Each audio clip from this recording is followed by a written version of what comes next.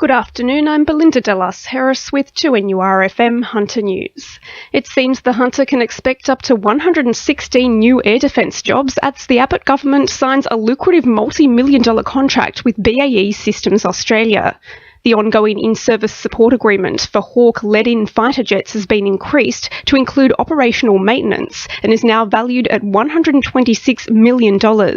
Patterson MP Bob Baldwin says it's a great outcome. Any new job that's a high-tech, high-paying job, which is what these will be, means a boost for our local economy. I see this as an opportunity. I want to see further growth in aviation and avionics jobs in and around our RAF base. Williamtown residents are preparing to voice their concerns over a proposal to triple truck movements through Nelson Bay Road. It's as Quarry Macus Sand looks to increase the number of B-doubles using the route by 200% to 48 an hour, despite being given the nod for just 16 by the Planning Assessment Commission. Port Stephens MP Kate Washington says it's a risk to the area. I'm on that road daily. I sit alongside the B-doubles regularly, and with the quantity and the volume that we've got now, this is meant to be the gateway to Port Stephens. We've got a lot of tourism, a lot of beautiful things that happen around there. The potential is we're becoming a mining corridor, and that isn't the direction that we should be headed. A forum into the issue will be held at Williamtown Hall tonight. Plans have today been lodged for the construction of more than a dozen industrial units on Kooragang Island. It's expected businesses involved in Newcastle port operations will occupy the 13 facilities, which would be built along the northern side of Cormorant Road. It's hoped the development will boost business efficiency with minimal impact on the environment.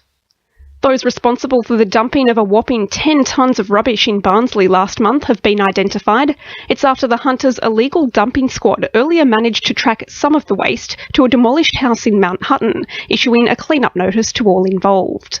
Coordinator Alice Howe says further assistance from the public is vital. Information from the public is important to help identify those responsible for illegal dumping, and if anyone has information, they can contact the EPA hotline on 131555.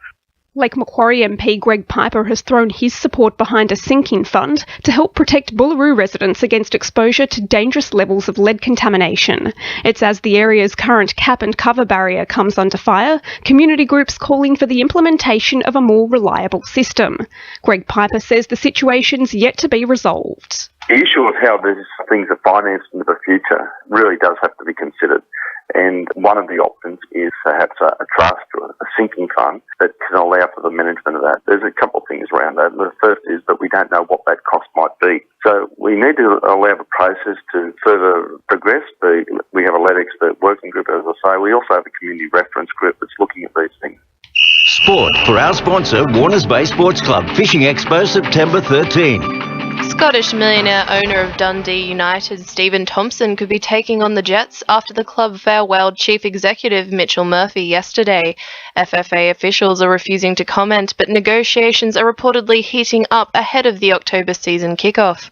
Northern New South Wales football boss David Eland has been appointed for the interim. The Knights are still looking to strengthen their front row rotation despite controversy over last week's decision to sack coach Rick Stone. Subcommittee meetings for the top job are ongoing, with Danny Baderas standing in, but officials have no intention of delaying player recruitment until the position is filled. The Knights have already secured Canterbury halfback Trent Hodkinson, Hull prop Mickey Payer, and Brisbane back rower Todd Lowry for next year. And in rugby, Newcastle University are gearing up for their clash with Lake Macquarie tomorrow. Hamilton are going head-to-head with the Wanderers, and Maitland will take on the Waratahs at Marcelin Park. That's sport. I'm Tanya Dupree. 2NURFM News Time is 12:10.